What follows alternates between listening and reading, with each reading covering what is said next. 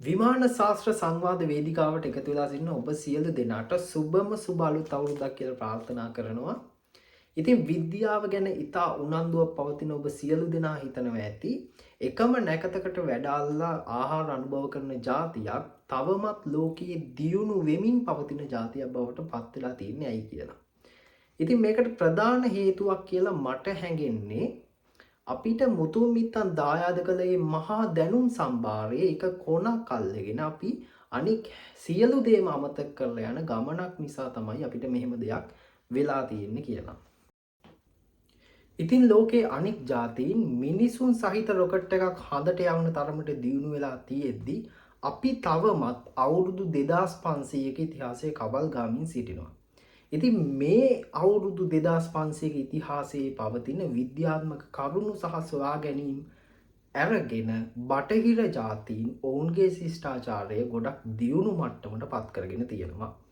ඉතින් ශ්‍රී ලාංකිකයන් විදිහට එකම දවසේ වැඩ අල්ලලා එකම නැකතකට ආහාර අනුභව කරලා අනෙක් සියලුම වෙලාවන් වල ඒ කියන්නේ අවුරුදු 365 දවසේ අනෙක් සියලුම වෙලාවන් වල ඊටමත් අලසකමින් අලුත් දෙයක් හිතන්නේ නැතුව ඉන්නවා නම් අපිට තව අවුරුදු 1000ක් ගියත් මේ දියුණුයි කියන මට්ටමට තියා අඩුම තරමේ ඒ කරා ළඟා විය හැකි මාර්ගයක්වත් සොයාගත නොහැකි වෙනවා. ඒ කෙසේ වුවත් අද වීඩියෝගේ අරමුණ තමයි මේ මහා සූර්ය මංගල්‍ය එහෙම නැත්නම් අලුත් අවුරුද්ද ගැන තියෙන විද්‍යාත්මක පදනම විග්‍රහ කර ගැනීම සහ ඒ හා සම්බන්ධ ඕපන් ක්වෙස්චන් එකක් ඔබ හමුවේ තැබීම.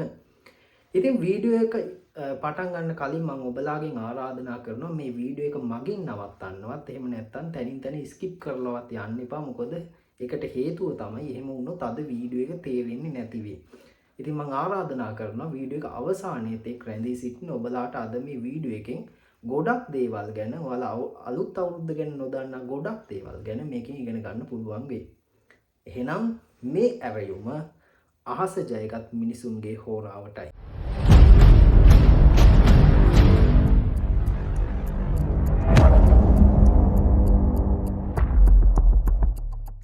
මේ නැකත් ශාස්ත්‍රය නැත්නම් නාස්ත්‍ර විද්‍යාව ගැන අද සමාජයේ මම දන්නවා ඔයාලට තියෙන පොඩි සැකයක්. ඒකට ඇත්තටම ඉතින් ගොඩක් හේතු පදනම් වෙලා තියෙනවා වර්තමානයේ වෙනකොට. හැබැයි මගේ මතය තමයි මේ අවුරුදු දහස් ගාණක් පැරණි අපිට මුතුන් මිත්තන් විසින් ලබා දුන්න මේ දැනුම් සම්භාරය එක්වරම නොසලකා හැරීම ඇත්තටම එක්තරා ආකාරයක මෝඩකමක්.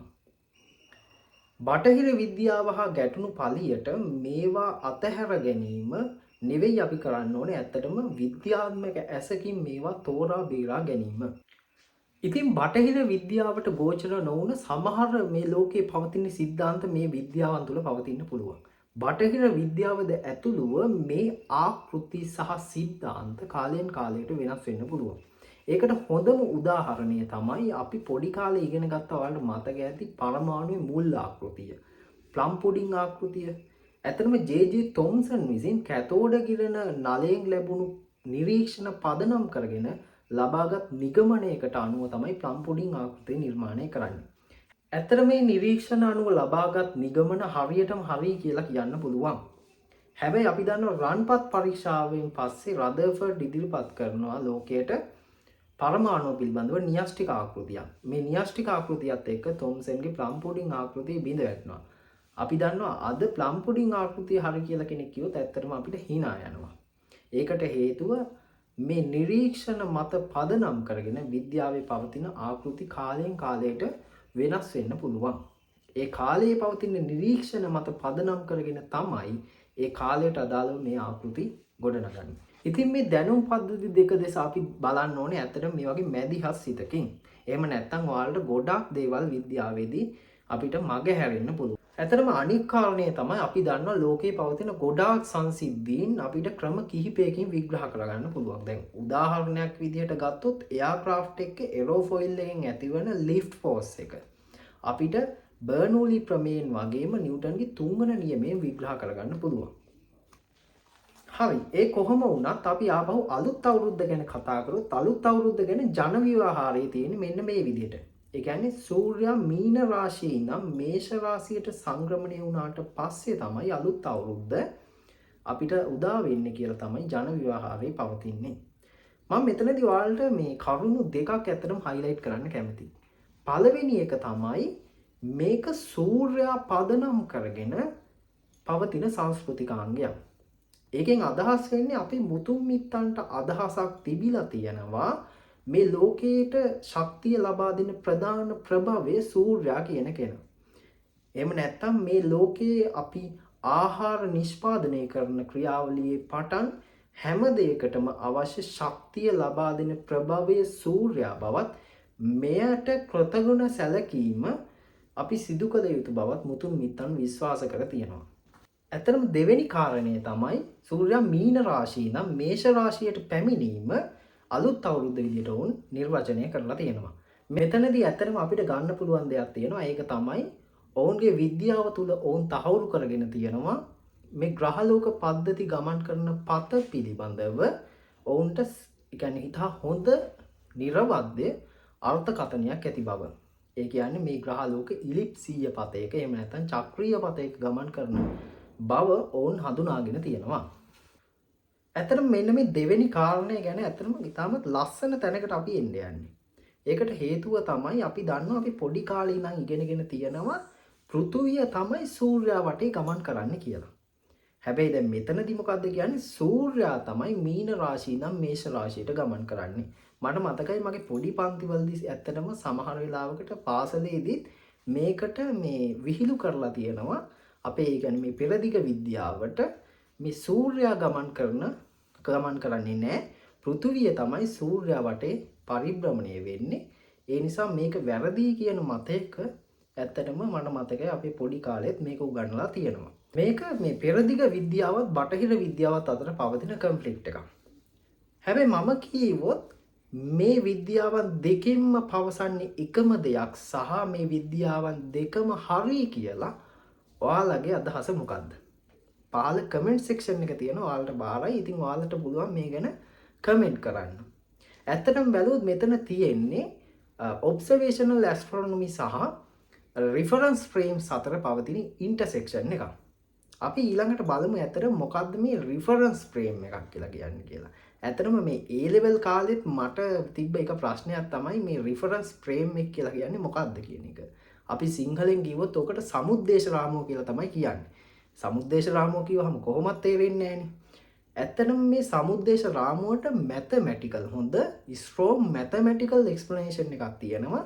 මම මේ එක්ස්ප්ලනේෂන් එක මේ වීඩියෝ එකේදී කරන්නේ නැහැ. හේතුව එහෙම කරොත් මේ වීඩියෝ එක ගොඩාක් දික් වෙනවා වගේම සමහර කට්ටියට මේක නොතේරී යන්න පුළුවන්. ඒ නිසා මම රිෆරන්ස් ෆ්‍රේම් එක ගැන තියෙන මැතමැටිකල් එක්ස්ප්ලනේෂන් එක වෙනම වීඩියෝ එකක් විදිහට අරන් එන්නම්. හැබැයි අපිට සරලව මේක විග්‍රහ කරගන්න පුළුවන්. ඇත්තටම සරලව කිව්වොත් අපිට විද්‍යාත්මක සිද්ධාන්ත පැහැදිලි කිරීමේදී ඒවා සම්බන්ධ ගණනය කිරීමවලදී අපිට සිද්ධ වෙනවා ඛණ්ඩාංක පද්ධතිය යම්කිසි වස්තුවකට හෝ තැනකට සාපේක්ෂව එම ස්ථානයේ කෝඩිනේට් එක 0 වෙන විදිහට අර්ථ දක්වා ගන්න. සරල උදාහරණයකින් කිව්වොත් දැන් හිතන්නකො ලොකු ගඟක් තියෙනවා. ඒ ගඟේ ගලන ජලයට වේගයක් තියෙනවා කියලා. එතකොට මේ ගඟ හරහා බෝට්ටුවක් යනවා නම් අපිට පුළුවන් මෙයාගේ වේගය පොළොවට සාපේක්ෂව වගේම ගඟට සාපේක්ෂව කතා කරන්න. ඉතින් මෙන්න මේ වගේ දෙයක් තමයි මෙතන සිද්ධ වෙන්නේ. මෙතන කියලා අදහස් කරේ අපි අර අලුත් අවුරුද්ද ගැන කතා කරද්දී කියන්නේ සූර්යයා මීන රාශිය නම් මේෂ රාශියට පැමිණෙනවා කියලා පෙරදිග විද්‍යාවේදී සඳහන් වෙනවා. ඒ වගේම බටහිර විද්‍යාවේදී කතා කරනවා මොකද්ද? සූර්යයා කේන්ද්‍ර කරගෙන අනිත් ග්‍රහ ලෝකේ වටා පරිභ්‍රමණය වෙනවා කියලා. අපි රූප සටහනකින් බැලුවොත් ඒක මෙන්න මේ වගේ. ඇතර මේ තියෙන්නේ බටහිර විද්‍යාවේ හීලියෝසෙන්ට්‍රික් රිෆරන්ස් ෆ්‍රේම් එක. ඒකෙදි රිෆරන්ස් එක වෙන්නේ සූර්යයා. හරියටම කිව්වොත් සූර්යාගේ උඩ ඉන්න කෙනෙක්ට පේන විදිහ තමයි ඒකෙදි අපි භාවිතා කරන්නේ. අර සූර්යයා මීන රාශිය ඉඳන් මේෂ රාශියට යනවා වගේ රාශි චක්‍රය දිගේ ගමන් කරන්නේ පෘථුවිය. ඇත්තටම එහෙම බලද්දි කැලෙන්ඩර් එක හදද්දි මම එකඟ වෙන්නේ අපේ මුතුන් මිත්තන් එක්ක. ඒකට හේතුව අපිට සූර්යයා රිෆරන්ස් කරගෙන හදනවට වඩා දෙවෙනි ක්‍රමයේ ලේසි. ඒ කියන්නේ පෘථුවිය රිෆරන්ස් කරගෙන අපිට හදනකොට කැලෙන්ඩර් එක ආයෙ කරන්න ඕන කැල්කියුලේෂන් වලට අපිට ගොඩාක් ලේසි. මොකද ඔබ්සර්වර් විදියට අපි ඉන්නේ පෘථුවිය උඩ නිසා. ඒ කියන්නේ පෘථුවිය සමුද්දේශ කරගෙන අර්ථ දක්වන ලද සමුද්දේශ රාමුවෙන්. එහෙම නැත්නම් අපි කියනවා ඒකට ජියෝසෙන්ට්‍රික් රිෆරන්ස් ෆ්‍රේම් එක කියලා. මේ තියෙන්නේ ඒකේ රූප සටහන. මේකෙදි ඇත්තටම බලන්න පෘථුවිය සූර්යයා වටා ඔහුගේ කක්ෂය තුල ගමන් කිරීමේදී මාර්තුවලදී සූර්යයා අපිට පේන්නේ හරියට නිකන්. ඒ කියන්නේ අපි මෙතනදී ඇත්තටම පෘථුවිය තමයි 0 කරන්නේ. එතකොට අපිට පේනවා සූර්යයා රාශි චක්‍රය තුල මීන රාශියේ පවතින විදිහට. නමුත් අප්‍රේල් 14 වගේ වෙනකොට මේ සූර්යයා මේෂ රාශියට පැමිණෙනවා වගේ තමයි අපිට පේන්නේ. ඉතින් මේක තමයි අපි සිංහල අවුරුද්ද විදිහට අර්ථ දැක්ුවේ. දැන් ඇත්තටම ඔයාලට හිතෙන්න පුළුවන් මේ සූර්යයා ඉදියයි අපි මේ තව රාශි චක්‍රයක් භාවිතා කරලා මෙන්න මේ වගේ කාලය මනින්න එහෙම නැත්නම් අපේ මේ කැලෙන්ඩර් එක හදන්න ඇයි අපි රාශි චක්‍රයක් භාවිතා කරන්නේ කියලා. ඇත්තටම ඒකට හේතුව අපිට නූතන අභ්‍යවකාශ විද්‍යාවෙන් හම්බ වෙනවා. ඇත්තටම ඔයාලට මෙතනදී මට highlight කරන්න ඕන තව වචන දෙකක් තියෙනවා. ඒක තමයි sidereal year එක සහ sidereal time එක කියන එක. අද ලෝකයේ ඉතාමත් නිර්වද්‍ය orbital calculation වලදී අපි පාවිච්චි කරනවා මෙන්න මේ වචන දෙක. ඒ කියන්නේ satellite orbital calculation වලදී අපි මේ වචන දෙක භාවිතා කරනවා. මේකෙදි සූර්යයා පදනම් කරගන්නවා වෙනුවට වෙනත් තාරකාවක් පදනම් කරගෙන earth rotation එකට යන කාලය එසේත් නැතිනම් පෘථිවි දවස නිර්ණය කරගනු ලබනවා. ඉතින් මේක solar day එකකට වඩා ඉතා නිර්වද්‍ය වන අතර මිනිත්තු 4ක් ඊට වඩා අඩු වෙනවා. අපි බලමු කොහොමද මේ වෙනස ඇති වෙන්නේ කියලා. අපි දන්නා පෘථිවිය සූර්යයා වටා වටයක් එහෙම නැත්නම් අංශක 360ක් පරිභ්‍රමණය වීමට දවස් 365.25ක් ගන්නවා. ඉතින් එහෙනම් දවසකට එය අංශක 1කට ආසන්නව. හරියටම බැලුවොත් අංශක 0.9.8ක් විතර කැරකෙනවා. එතකොට රූප සටහනෙන් පෙන්눔 කරන ආකාරයට පෘථිවිය අපි ඉන්න ස්ථානය සූර්යයාට අංශක 1ක් ඈන්ගල්ව තියෙන්නේ. එහෙනම් සෝලාර් ඩේ එකකට තවත් අංශකයක් පෘථිවිය භ්‍රමණය වෙන්න ඕනේ. එයාගේ අක්ෂය වටේ. එහිදී දවසක් කියන්නේ සෝලාර් ඩේ එකකින් පැය 24ක්. අංශක එකක් භ්‍රමණය වීමට ගතවන කාලය අපි කැල්කියුලේට් කරලා බැලුවොත් ඒක මිනිත්තු 4ක් විතර වෙනවා.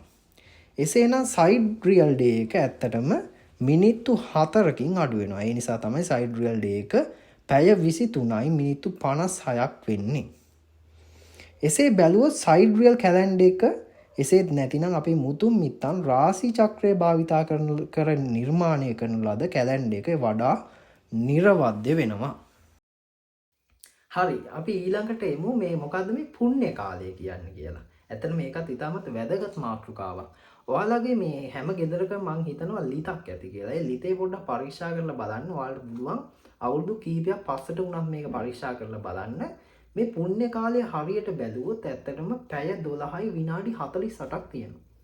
ඇත්තටම මේක හරියම මේ ඉන්ටරෙස්ටිං කාරණයක්. මොකද අපේ මුතුන් මිත්තන්ට හැකි වෙලා තියෙනවා අර සූර්යයා මීන රාශියට එල්ල වෙලා තියෙන තැන ඉඳන් මේෂ රාශියට යන ඒ සංක්‍රාන්ති කාලය ඒ කොරිඩෝ එක පයින් යන ටයිම් එක හරියටම මේක එක්සැක්ට්ලිම කැල්කියුලේට් කරලා කියන්න.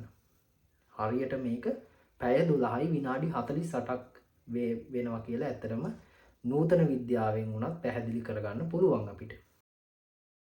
මේකෙදි පුණ්‍ය කාලයේ මුල් භාගය අපි වැඩ කරන්නේ නැහැ. ආගමික වතාවත්වල යෙදෙනවා.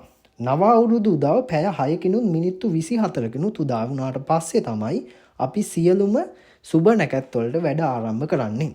ඇත්තටම නව අවුරුදු උදාව ගැන තියෙන විද්‍යාත්මක පසුබිම ඕක. මං හිතනවා මීට වඩා තව දෙයක් ඔයාලා දන්නවා නම් මේ පහළ කමෙන්ට් සෙක්ෂන් එක ඔයාලට බාරයි. ඔයාලට පුළුවන් කමෙන්ට් කරන්න.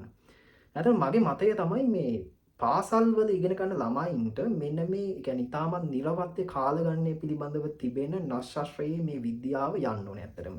මොකද මේවට ගොඩාක් අය ගරහනවා. හැබැයි මේකේ තියෙන විද්‍යාත්මක පසුබිම නොදන්නාකමින් තමයි ඒක සිදු කරන්නේ. ඇත්තටම මේකේ තියෙන මං කියන්නේ හැමදේම අපි ගන්න ඕනේ කියලා. හැබැයි අපිට විද්‍යාත්මක ඇසකින් අපිට මේකේ තියෙන ගොඩක් දේවල් තෝරා බේරාගෙන අපි දන්න විද්‍යාවත් වැඩි දියුණු කරගැනීමේ හැකියාව පවතිනවා. ඉතින් විද්‍යාත්මක පසුබිම කතා කිරීමෙන් පස්සේ ඇත්තටම මම යන්නේ මේකේ තව තියෙනවා මේ සංස්කෘතික කැලලක්. අන්නේ සංස්කෘතික කොටසට තමයි මම දැන් ඉදිරියේදී මේ වීඩියෝ එකේදී ගමන් කරන්න යන්නේ.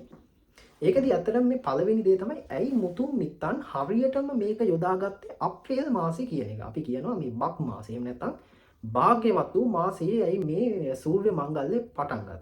පළවෙනි දේ තමයි ඇයි මුතුන් මිත්තන් මේක රාශි චක්‍රය තුල මීන රාශියේ සිට මේෂ රාශියට සංක්‍රමණය වෙන කාලය අවුරුද්ද එහෙම නැත්නම් නව අවුරුදු උදාව ලෙස භාවිතා කළේ. ඇත්තටම කියන්න ඕනේ ඉතිහාසය ගැන මම මේ විශේෂඥයෙක් නෙවෙයි. මම මේ සොයාගත්ත කරුණු මත පදනම් කරගෙන මගේ මතයක් මම නිර්මාණය කළා. මම ඒක ඔබ හමුවේ තබනවා. ඉතින් ඔයාලට පුළුවන් ඒක ගැන අදහස් දක්වන්න. ඇතනම අපේ ඉතිහාසයේ සඳහන් වෙනවා අහස් දියෙන් වගා කරන මහා කන්‍යයක් ගැන. තෝනිගල සෙල්ලිපියේ මේක සඳහන් වෙන්නේ පිට දඩහස කියලා. ඉතින් මේ මහා කන්‍ය අවසන් වෙන්නේ පෙබරවාරි මාර්තු වගේ.